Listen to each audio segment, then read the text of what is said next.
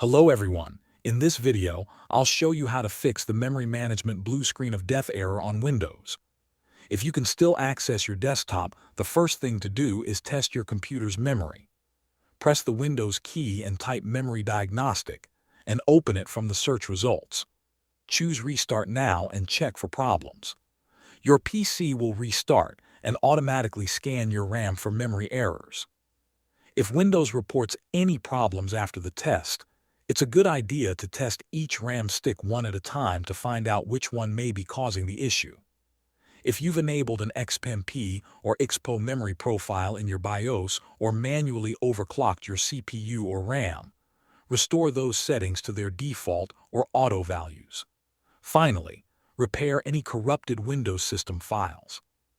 Open the Windows search bar, type CMD, right-click Command Prompt, and select Run as administrator.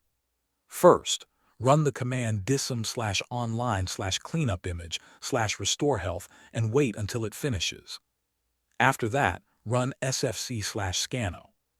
These tools will repair damaged Windows files that may be contributing to the crash. Once all steps are complete, restart your computer and check if the issue has been resolved. Thanks for watching.